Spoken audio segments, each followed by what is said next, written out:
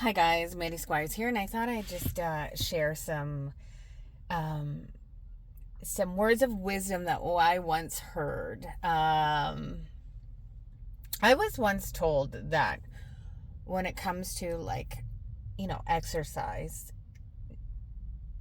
never cheat. Cheat to make it harder, not easier.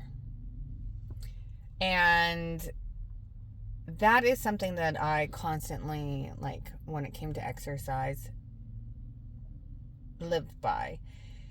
And the reason is because when you take shortcuts, and this actually applies in so many other areas of life, when you take shortcuts, the only one you are actually cheating is you. So you think that you're getting ahead by taking, the easier route, but um, you actually really deny yourself something. So when this comes to exercise and health and fitness and the things that you're eating,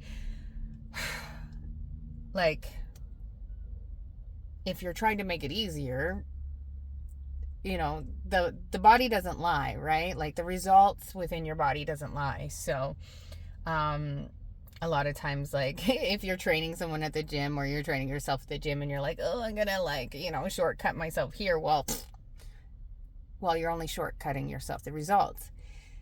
This actually applies too when, if you cheat yourself, like if you want to be eating healthy and or you have a certain goal that you want to make for, you know, your health and fitness, and you're like, oh, I'm just gonna, what's one bite here and there and there, which is really strict when you're like competing, but in your everyday life, you don't have to be as strict like that.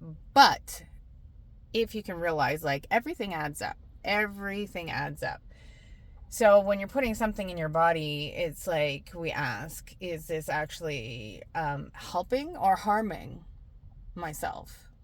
And sometimes it's okay to like choose something out of indulgence when it's a conscious choice, when you're like, yeah, I've actually been very good all week, that I know that I'm taking this in, that it isn't supplying me the most nourishment within my body, but actually it's supplying me a little bit of indulgence. And because I eat clean most of the time, this indulgence is actually not going to harm me, because anything that, when we go too extreme in any sets of polarity, it actually starts to become toxic. So even healthy things can start to become toxic when it is too much.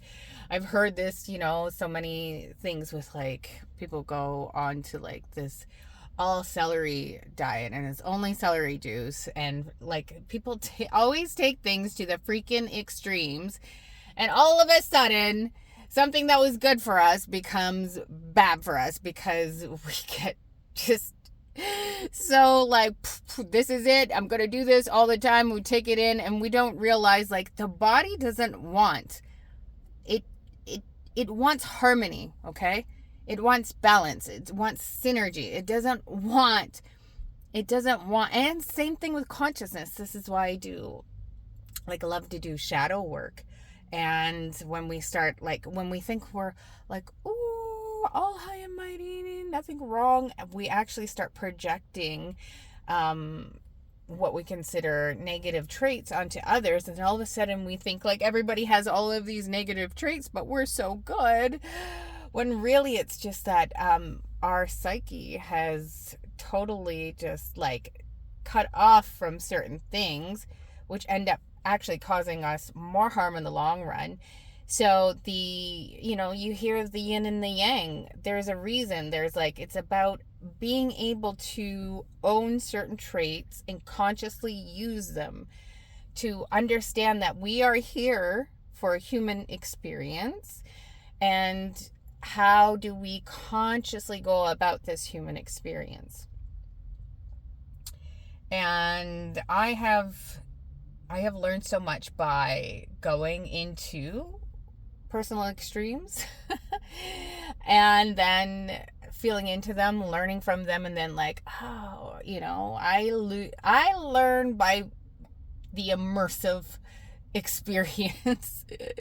And the immersive experience teaches me deep, deep, deep, deep wisdom. And it doesn't always feel good, but I don't tend to stay there. Like, I take what I need from those experiences, and then I, readjust my sails, and then I move forward. So I've not been, like, I've not led a perfect life, but because of that, that's actually given me more wisdom.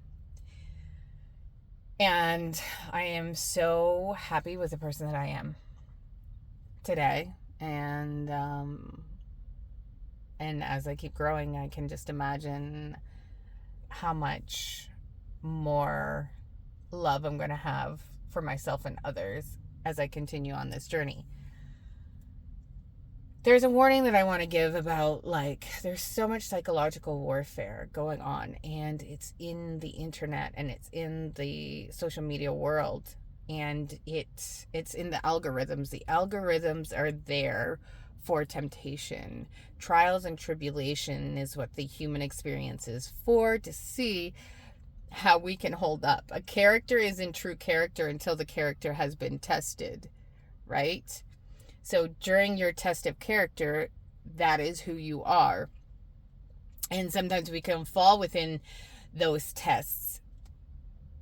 But a true test of character can fall and then learn from it and then totally rise above it. So there's a descending process within the awakening and ascension process. In order to ascend, one must also descend. So the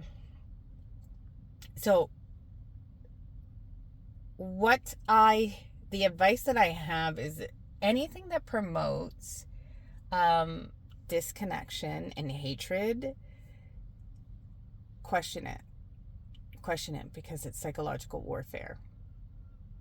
It is psychological warfare. And currency, energy is currency. Money is energy, but the biggest currency is your attention. Where is your attention going? And that is the biggest currency that we're having.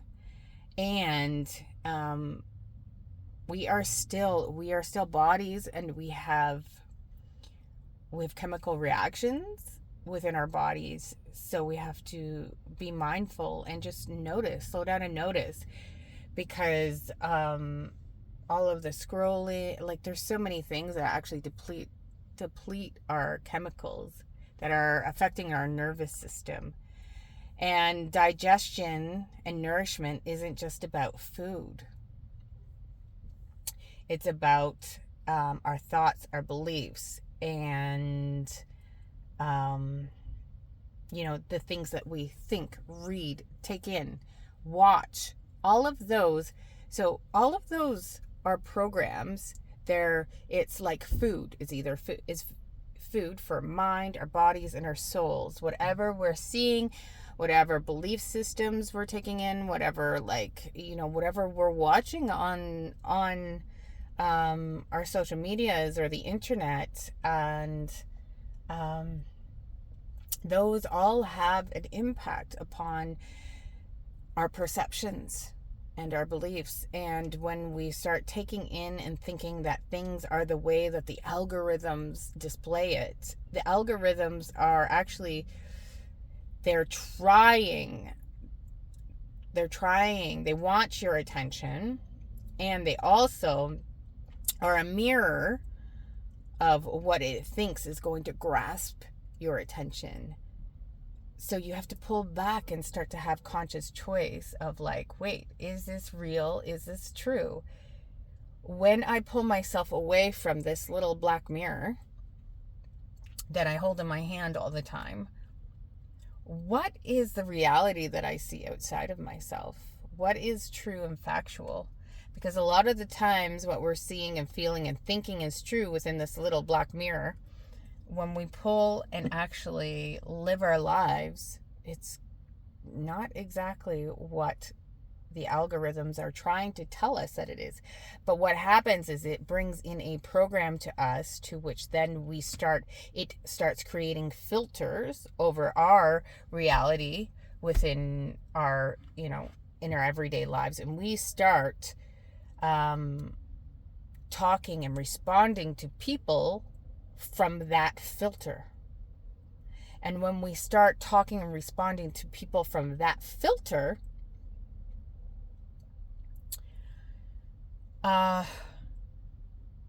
we're going to get a chemical reaction from that.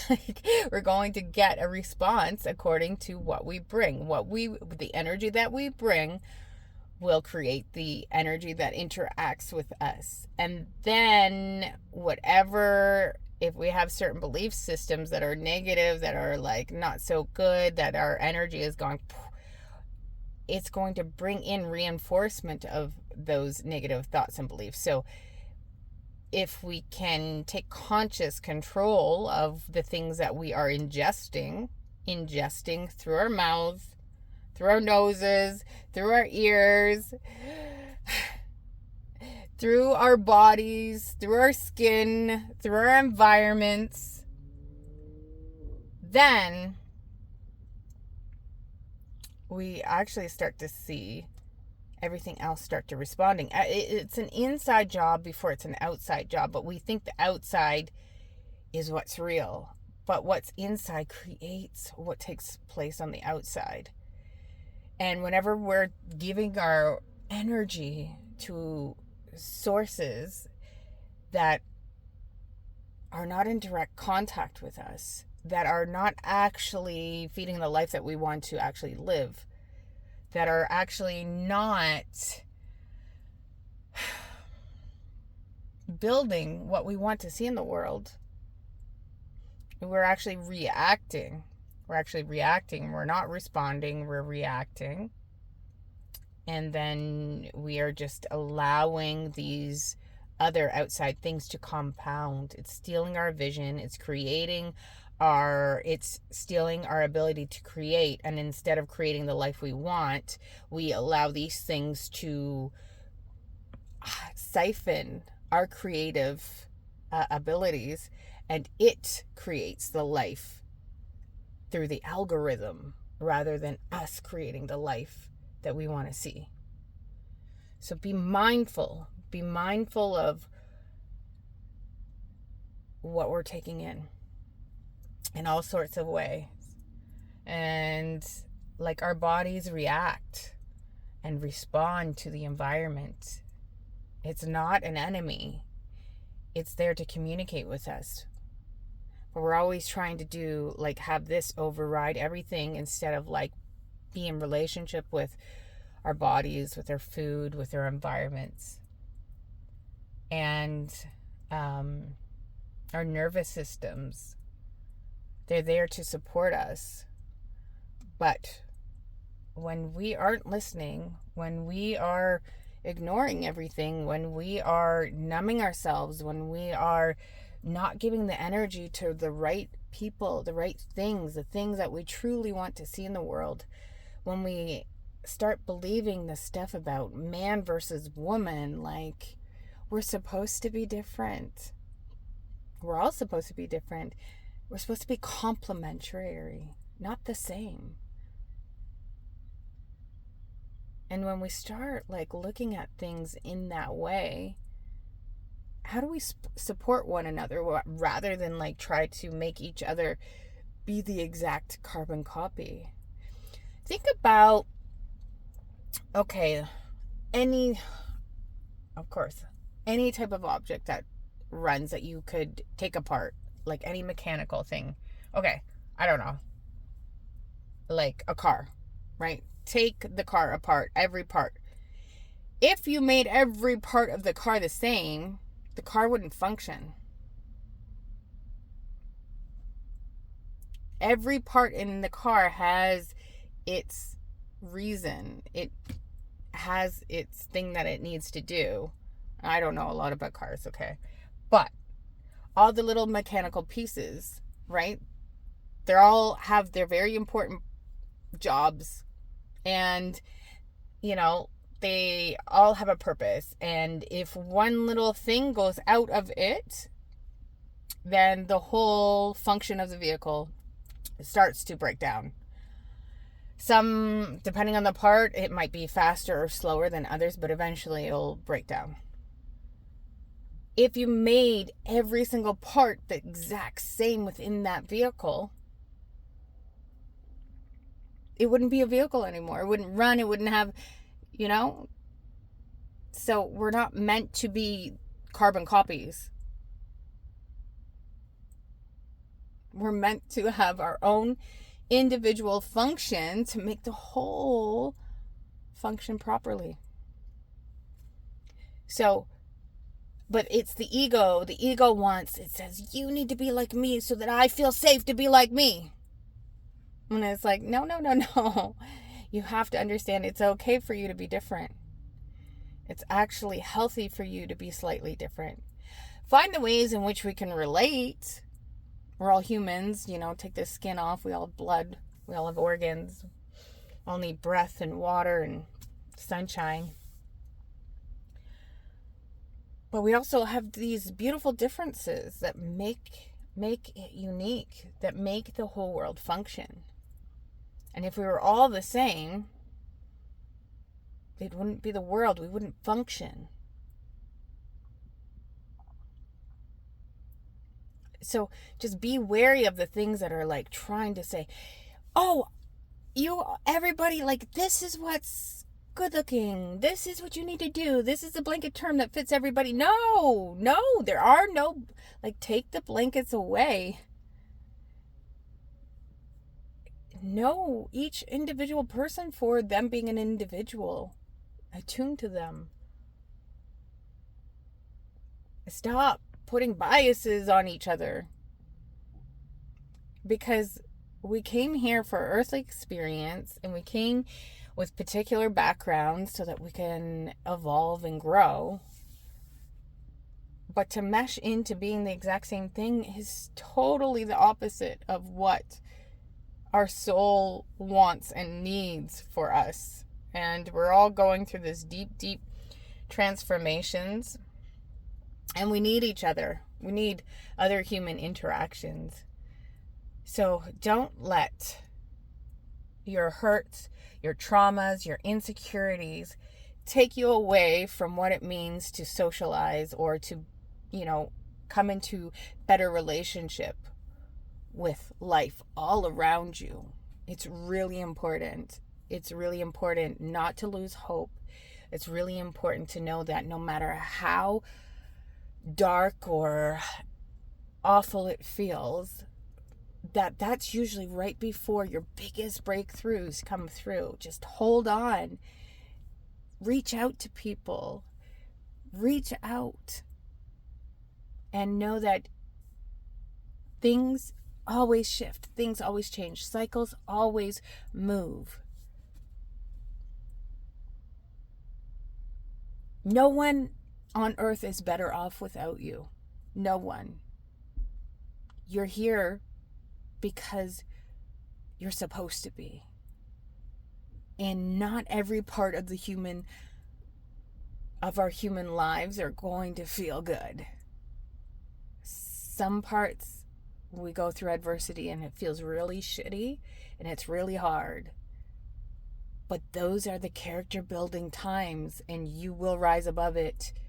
So, but it's up to you. It's up to you to reach. It's up to you to want it. It's up to you to hope for it. It's up to you to start taking your energy and putting it in the right places. And to be conscious of what is trying to siphon you, what is trying to trick you.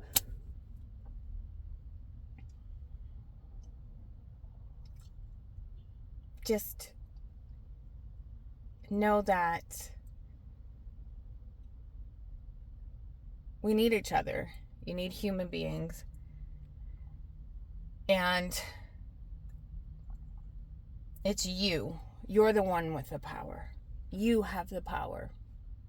And if you knew how much power you had, it would blow your fucking mind. You are so powerful.